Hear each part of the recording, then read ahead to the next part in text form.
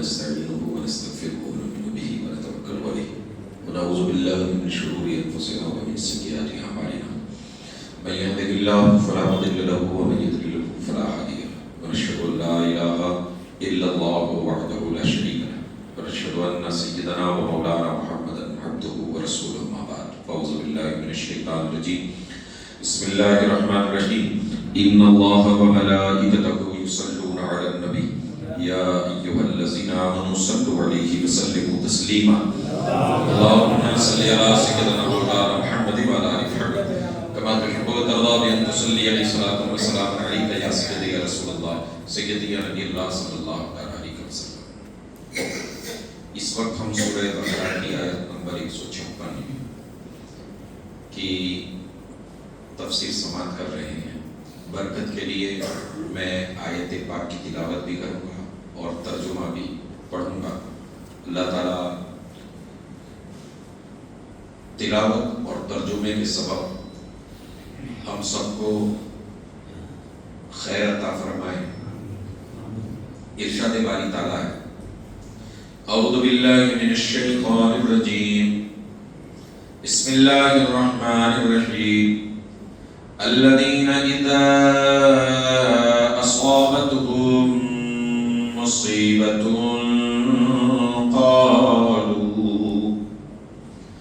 قالوا إنا لله وإنا إليه راجعون. صدق اللہ. ترجمہ: جن کو جب مصیبت پہنچی تو بولے کہ بے شک ہم اللہ کے لیے ہیں اور بے شک ہم اسی کی طرف لوٹنے والے ہیں. یہ سورہ بقرہ کی آیت نمبر 156 جس کی تفسیر ہم پچھلے 3-4 جمعہ سے سماعت کر رہے ہیں. میں نے پچھلے جمعہ آپ سے عرض کیا تھا کہ انشاءاللہ تعالی اس آیت کی تفسیر کو کچھ اور خلاصے کے ساتھ پیش کیا جائے گا، مگر جس تفسیر کو مجھے لانا تھا میں نے دوپہر تک اس کی تیاری رکھی اور جب نماز کا وقت ہو گیا تو تفسیر رہی گھر اور میں یہاں پہنچ گیا. انشاءاللہ تعالی اس کو ہم کنٹینیو رکھیں گے کیونکہ یہ جو آیت ہے نا یہ زندگی بدلنے والی. اگر اس پر آپ کا مکمل ایمان ہو جائے نا، میں کیا ہم سب جتنے بھی ہیں اس وقت دنیا میں جتنے مسلمان، آیت کا یہ حصہ اگر ہم سمجھ لیں اور سمجھ کر زندگی میں اتار لیں، کیا ہے؟ انا للہ و انا الیہ راجعون. بے شک ہم اللہ کے لیے ہیں اور بے شک ہمیں اسی کی طرف جانا. بس یہ دو جملے اگر میری اور آپ کی زندگی میں اتر گئے تو میں نہیں سمجھتا کہ کوئی ڈپریشن کا شکار کوئی چانس ہی نہیں. آپ دیکھیں اس وقت دنیا میں جتنے مریض ڈپریشن کے پائے جاتے ہیں اس میں 99% غیر مسلم ہیں. کتنے؟ 1% وہ بھی مسلم سے مسلمان میں. وجہ کیا؟ آپ دیکھیے کسی بھی حال میں مسلمان، اگر میں یوں سمجھتا ہوں نا کہ ہماری بالکل دیسی زبان میں ہم کیا کہتے ہیں، فنا فاتحہ ہو گیا. کیا کہتے ہیں؟ یہ جملہ بھی اگر کسی کا کاروبار تباہ ہو جائے، گھر بار تباہ ہو جائے، اور اگر اس کے ذہن میں یہ ہے نا کہ میں اللہ کے لیے ہوں اور مجھے اس کی طرف جانا ہے، بربادی آ گئی ہے نا، تباہی آ گئی ہے. مگر اس کا دل و دماغ تباہ. اور یاد رکھیے جس کا دل و دماغ تباہ نہیں ہوا اسے کائنات کی کوئی چیز تباہ. اور یہ طاقت کہاں سے آئی؟ انا للہ و انا الیہ راجعون. اس کا ترجمہ ذہن میں رکھیے، بے شک ہم اللہ کے لیے ہیں اور بے شک ہمیں اسی کی طرف لوٹنا ہے. یعنی یہ دونوں باتیں طے ہیں. یہ میرا جسم، میری باڈی، آپ کے پاس جو آپ کا جسم ہے اس میں آنکھیں ہیں، ہاتھ ہے، کان ہے، ہاتھ پیر ہے. یہ آپ جتنے بھی کام کرتے ہیں جن ہاتھ پیروں سے آپ سمجھتے ہیں یہ آپ کا ہاتھ ہے نا، اس وقت ہے آپ کے پاس. مگر کل بروز قیامت یہ میری زبان بول رہی ہے نا، اور آپ کو کوئی بات پسند آ رہی ہے تو آپ سبحان اللہ الحمدللہ کہہ رہے ہیں، اللہ تعالیٰ اس زبان پر بروز قیامت مہر لگا دے گا، اسے سیل کر دیا جائے گا. یہ نہیں بولیں گے، تمہاری آنکھیں بولیں گی، ہاتھ بولیں گے. آپ سوچ رہے ہو کہ ارے تو میرا تھا، میری ساتھ تو نے زندگی گزاری ہے، تو میرے خلاف.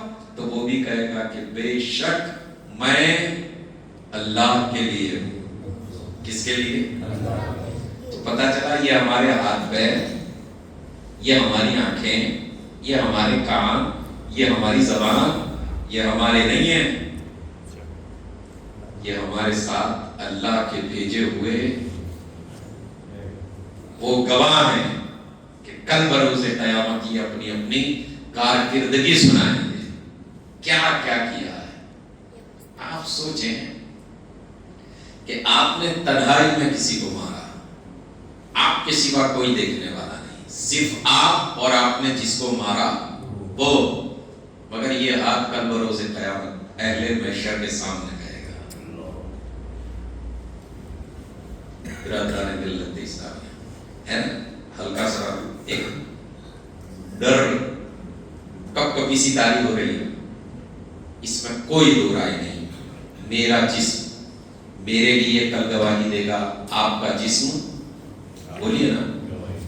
اچھا یہ بتاؤ، اگر میرے اور آپ کے ذہن میں یہ چیز بیٹھ جائے آج سے، اگر ہم اپنی زندگی میں اتار لیں اسے، تو مجھے یہ بتائیں کہ کیا کل فجر کی نماز قضا ہو سکتی؟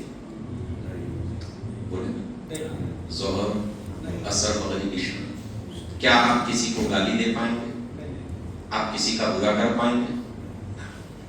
بلکہ آپ سوچیں گے کہ آج کے بعد میرا ہر قدم اللہ کی رضا کی خاطر اٹھے،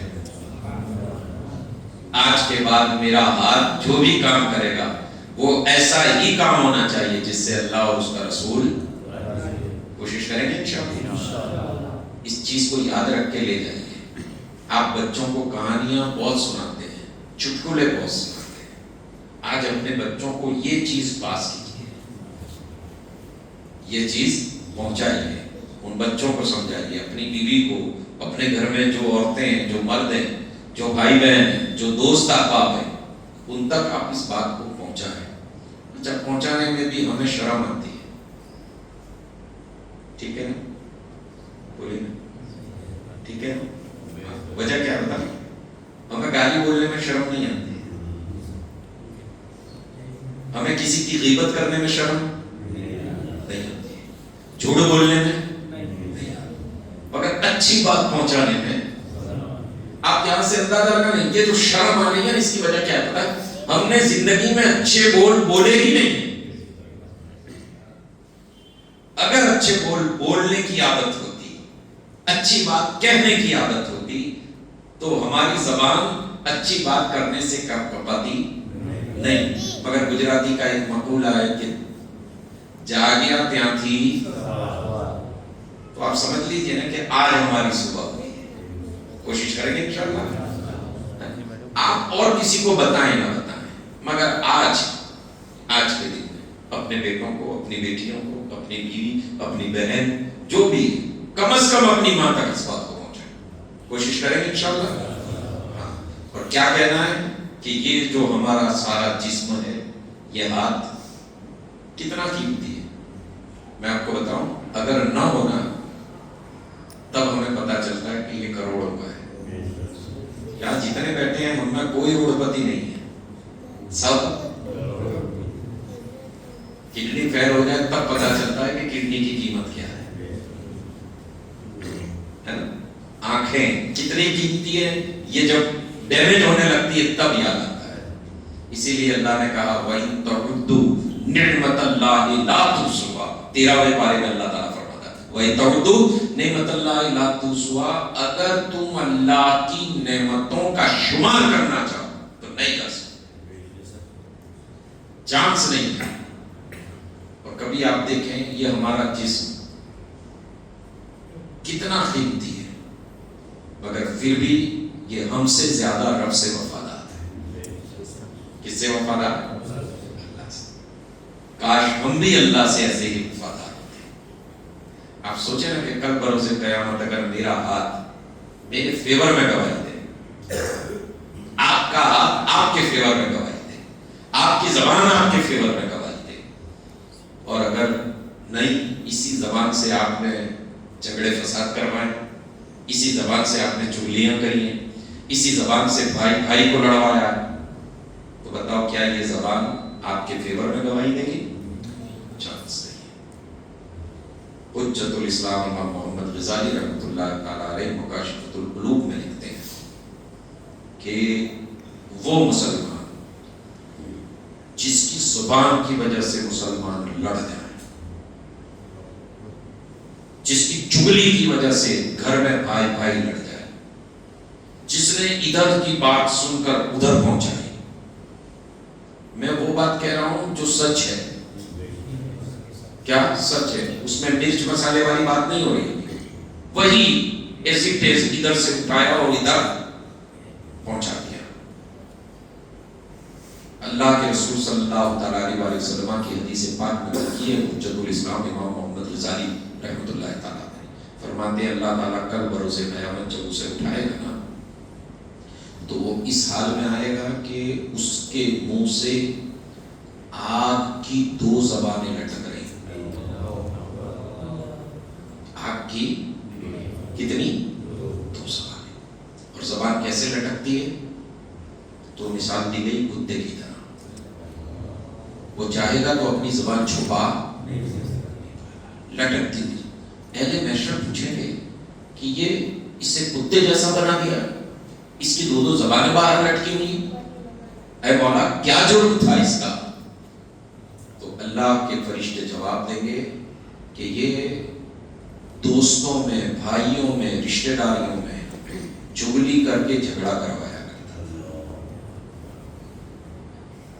اور ایک روایت اور نقل کی ہے، اور یہ مجھے اس سے بھی زیادہ بھیانک لگتی ہے، اور وہ اس لیے کہ فرماتے ہیں کہ کل بروز قیامت چغل خور کو اللہ تعالیٰ اس حال میں اٹھائے گا کہ اس کا جو شکم ہے نا، پیٹ، وہ اتنا لمبا ہو جائے گا اور اتنا بڑا ہو جائے گا کہ جتنا مکہ اور مدینے کا فاصلہ ہے۔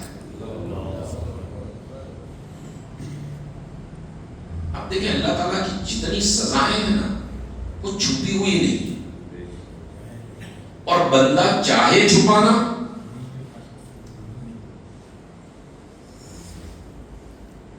تو میں اور آپ ہم کوشش کریں کہ ہمیشہ ایسی بات کہیں جس کی وجہ سے گھر سے جھگڑا ٹل جائے، جس کی وجہ سے رشتہ داریوں کا جھگڑا بولے نا ٹل جائے، دوست میں جھگڑا نہ ہو۔ صلح کرانے والے کو اللہ کے رسول صلی اللہ علیہ وسلم فرماتے ہیں کہ جس نے دوستوں میں، بھائیوں میں، رشتہ داروں میں جھگڑا ہوا تھا، فساد ہوا تھا، علیحدگی ہو گئی تھی، الگ الگ رہ رہے تھے، اور اگر اس نے صلح کرا دی تو سرکار فرماتے ہیں کل بروز قیامت جنت میں وہ اس طرح میرے ساتھ ہوگا۔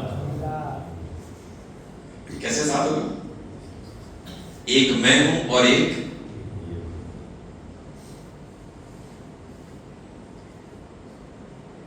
اتنی عظیم عظیم احادیث، اتنی بڑی بڑی نعمتیں اللہ نے ہمیں عطا کی، مگر افسوس ہے کہ شیطان اور نفس نے اتنا بہکا رکھا ہے کہ نہ ہمیں جنتی نعمتیں یاد ہیں، نہ اللہ کے انعامات یاد ہیں، نہ ہمیں جہنم کی وہ وعیدیں اور اس کے عذاب یاد ہیں۔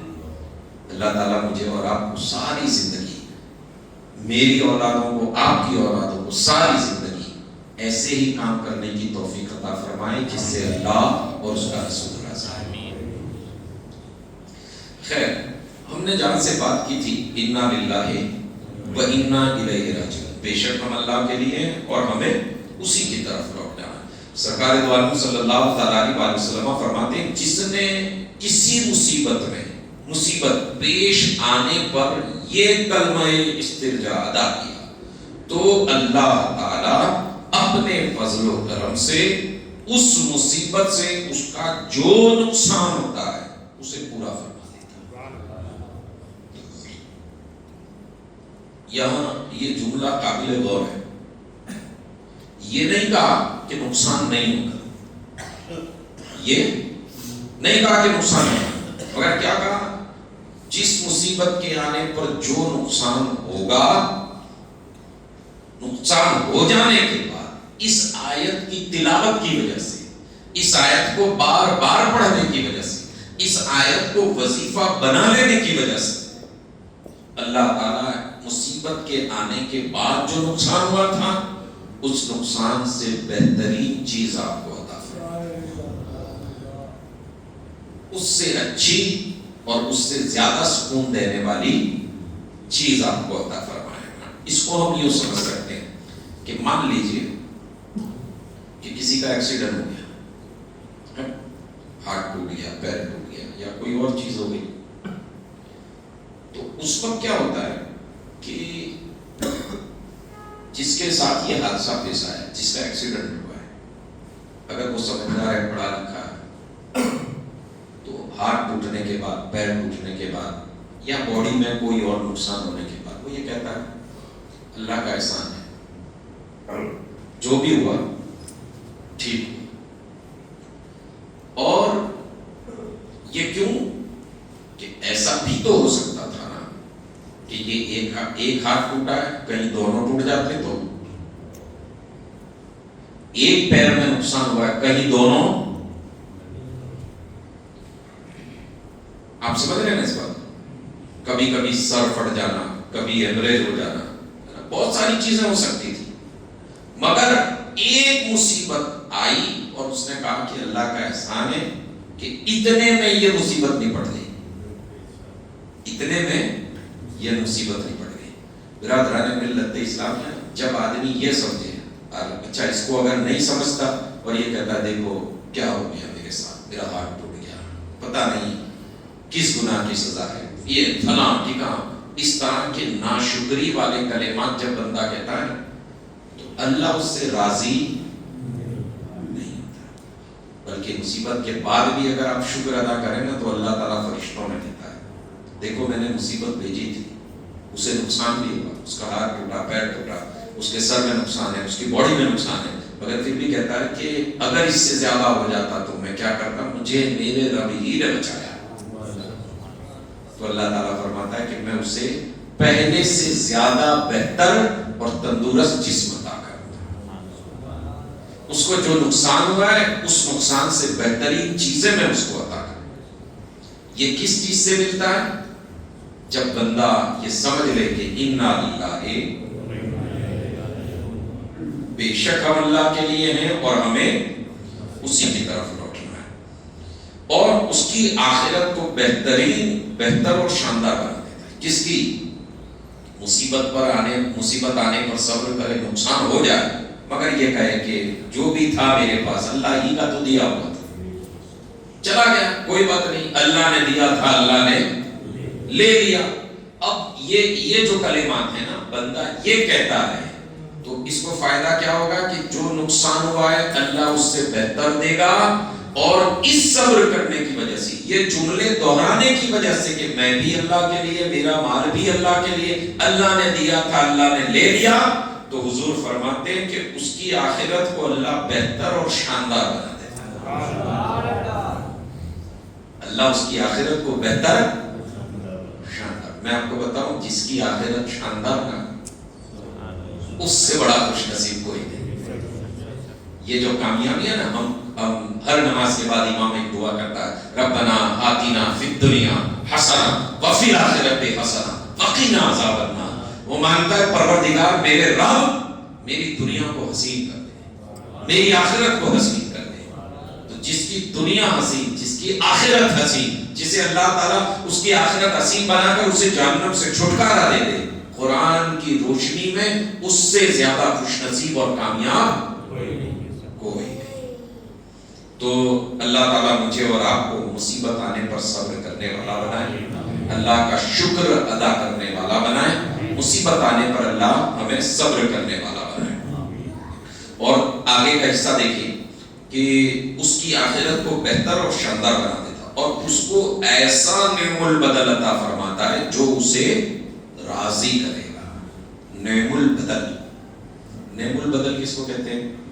جیسے ابھی جناب انور قریشی کا چھوٹا بچہ انتقال کر گیا. بہت سارے لوگوں کے چھوٹے بچے انتقال کر جاتے ہیں. جس کے یہاں چھوٹے بچے انتقال کر جاتے ہیں یہ ایک حادثہ ضرور ہے, نقصان ضرور ہے, مگر یہ آخرت کے لیے بہترین ہے. آخرت کے لیے کیا ہے؟ بہترین. کیسے؟ ایک حدیث پاک ہے, اللہ کے پیارے رسول صلی اللہ علیہ وسلم فرماتے ہیں جو بچے پیدا ہوئے انتقال کر گئے, 1 دن 2 دن 1 ماہ 2 ماہ 3 ماہ 1 سال 2 سال پر بچہ کیا ہوا؟ انتقال کر گیا. حضور پاک علیہ الصلوۃ والتسلیم فرماتے ہیں کل بروز قیامت جب سارے اہل محشر آ جائیں گے نا, جب حساب کتاب شروع ہو جائے گا, تو یہ بچے یہ چھوٹے چھوٹے جو 1 دن کا 2 دن کا 1 مہینے کا 1 ہفتے کا 1 سال کا 2 سال کا 3 سال کا 4 سال کا 5 سال کا 6 سال کا 10 سال کا جو انتقال کر گیا ہے نا, یہ اٹھیں گے رب کے دربار میں عرض کریں کہ مولا تیرا فیصلہ تھا کہ تو نے دنیا میں مجھے باپ کی شفقت نہیں دی, مجھے ماں کی ممتا نہیں مل پائی. اللہ تو مجھے آج اجازت دے کہ میں اپنے ماں باپ کو تلاش کروں اور اپنے ساتھ جنت لے جاؤں. میں اپنے ساتھ بولیے نا جنت لے جاؤں. اللہ تعالیٰ سے اجازت جا تلاش کر لے جا. نقصان تو ہے, دنیا بھی نقصان ہے مگر فائدہ. اچھا, جب آپ کے یہاں کسی کو بھی اس بات کو لوگوں تک پہنچائیے, اسے لوگوں کو پاس کیجیے, کم سے کم اس نیت کے ساتھ اٹھیں کہ اب جو میں کہنے جا رہا ہوں وہ زیادہ نہیں تو کم از کم 5 لوگوں کو آپ بتائیں گے انشاءاللہ. جب آپ کے کسی بھی علاقے میں, آپ کے دوست کے گھر میں, آپ کے رشتے دار کے گھر میں اگر کسی کے یہاں چھوٹے بچے کا انتقال ہو جاتا ہے تو آپ کو کیا کرنا ہے؟ اسے تسلی دینی ہے, دلاسا دینی, اور دلاسا دے کر کہنا ہے اللہ تجھے اس کا نعم البدل عطا کرے. اللہ تجھے اس کا نعم البدل, یعنی یہ جو نعمت چلی گئی ہے اللہ تجھے بدلے میں ایسی ایک اور نعمت عطا کرے. اللہ تجھے ایسی ایک اور نعم البدل جب بندے کی دعاؤں سے ملتی ہے, کسی کی دعاؤں سے ملتی ہے تو اللہ تعالیٰ اور بہترین عطا کرتا ہے. جب بھی کسی کا نقصان بھی ہو جائے نا, کوئی اور معاملے میں, کاروبار میں, گھریلو معاملات میں, اگر کسی کا انتقال ہو جائے نا تو آپ اسے تسلی دیں, دلاسا دیں. ہمارے یہاں تو عجیب معاملہ ہے, کبھی کبھی تو سنتا ہوں نا تو پریشان ہو جاتا ہوں. آپ دیکھیں کہ آدمی آج کے لوگ ہو کیسے ہیں, ہمارا مزاج, ہماری سوچ کیسی ہے. آدمی پر خود مصیبت آئے تو وہ کیا کہتا ہے؟ آزمائش ہو سکتی ہے. کیا ہو سکتی ہے؟ آزمائش. اور اگر دوسرے پر آ جائے تو کہتے ہیں اس کی کرنی کی سزا ہے, اس کی عجیب بات. کیا ایسا نہیں ہو سکتا کہ آپ کے اوپر جو آئی ہے وہ بھی آپ کی؟ مطلب ہم اپنے مزاج میں کتنے دوگلے ہو گئے, ہمارا مزاج کتنا دوگلا ہو گیا, ہماری سوچ کتنی دوگلی ہو گئی ہے. بلکہ ہمارے اسلاف کیا کرتے تھے, حضرت سید طائفہ سیدنا جنید بغدادی حضور غوث پاک کے زمانے سے 200 برس پہلے کے بزرگ ہیں, 2 صدی پہلے. اور انہوں نے ایک مرتبہ کہا تھا جب بغداد سے گزرے تھے نا تو خوشبو ہوا کو سونگ کر کہا تھا کہ یہاں اللہ کا ایک ایسا ولی پیدا ہوگا جس کا چرچا شرق و غرب میں ہو جائے گا, جس کا چرچا شرق و غرب میں یعنی مشرق سے لے کر مغرب تک. آج دیکھیں سرکار غوث پاک کا چرچا, جہاں مسلمان ہیں وہاں غوث پاک کا چرچا. اچھا, کب کہا تھا؟ 200 برس پہلے. ابھی سرکار غوث پاک 200 برس کے بعد پیدا ہوئے. حضرت جنید بغدادی نے کب کہا؟ 200 برس پہلے. میں کبھی کبھی کہتا ہوں جب ولیوں کے علم غیب کا ہی عالم ہے تو نبی کے علم غیب کا عالم کیا ہوگا؟ انہوں نے کیا کہا؟ ولی پیدا ہوگا اور اس کا چرچا پوری دنیا میں, شرق و غرب میں, یعنی انہوں نے یہ بھی دیکھ لیا ولی پیدا ہوگا اور اس کا چرچا بھی ہوگا. اس کا چرچا بھی ہوگا. تو خیر، حضرت سید الطائفہ سیدنا جنید بغدادی رضی اللہ عنہ آپ فرماتے ہیں کہ ہماری جو اولیاء کرام کی جماعت ہے، ہم مصیبت کو کس طرح دیکھتے ہیں اور ولی کس طرح دیکھتا ہے. یہاں سے اندازہ لگا لو کہ جب ولی ایسے دیکھتا ہے تو ہم تو ولیوں کی طرح دیکھ نہیں سکتے. حضرت سید الطائفہ سیدنا جنید بغدادی رضی اللہ عنہ فرماتے ہیں کہ ہم اہل اللہ، اللہ والے، جو اللہ کے ولیوں کا جو گروہ ہے، جو قافلہ ہے، اگر ہمارے اوپر 10 دن 15 دن یا زیادہ سے زیادہ 1 مہینہ، زیادہ سے زیادہ اگر ہم پر کوئی مصیبت نہ آئے تو ہم اللہ کے دربار میں روتے ہیں کہ اللہ مجھ سے کیا خطا ہو گئی ہے، اللہ مجھ سے کون سا گناہ ہو گیا کہ تو نے مجھ پر مصیبت کو. اب سوچئے وہ کہاں اور ہم کہاں. ہم پر اتنی مصیبت آتی ہے پورے محلے کو بتاؤ یہ ہمارا حال ہے. اور وہ مصیبت کا انتظار کرتے ہیں، آؤ. اچھا کیا کہتے ہیں؟ جس پر جتنی زیادہ مصیبت اس کا درجہ اتنا ہی بلند. اور پھر فرماتے ہیں کہ یہ مصیبت، یہ تکالیفیں اولیاء کرام کے لیے چراغ ہے. کیا ہے؟ چراغ ہے. اب سوچو وہ چراغ کہہ رہے ہیں اور ہم، تو اگر ہم وہاں تک تو چانس ہی نہیں کہ پہنچ جائیں، مگر ہم اتنا ضرور کر سکتے ہیں کہ اس آیت کا ورد روزانہ شروع کر دیں. 5 ٹائم کی نماز پڑھیں، کوشش کریں گے انشاءاللہ. بہانے مت بناؤ نماز نہ پڑھنے کے. اب تھوڑا زیادہ کھوا گیا تھا نا تو آج سر دکھتا ہے، آج بخار آئی نہ، کچھ نہیں ہوتا. نماز پڑھیے، نماز میں شفا رکھیے. اللہ نے سر درد کر رہا ہے، نماز پڑھیے، انشاءاللہ شفا ہو جائے گی. مگر ہم بہانے ڈھونڈتے ہیں نماز نہ پڑھنے کے. آج سر میں درد ہے، آج پیر میں درد. اچھا اسی پیر درد والے کو آپ کہیے نا چلو ہوٹل میں چلتے ہیں تو سارا درد آیا. کچھ لوگ اگر کام سے آئے ہوں نوکری کر کے، مزدوری کر کے، یا ہمارے یہاں جو کٹنگ کا رواج ہے نا، تو خون کے دبے لگ جاتے ہیں تو ٹھیک ہے وہ کپڑا بدلنا چاہیے. اگر آپ اس سے نماز کے وقت کہیں تو کپڑے ٹھیک نہیں ہیں اور اسی سے کہیے چلو دعوت میں 1 منٹ میں آتا ہوں.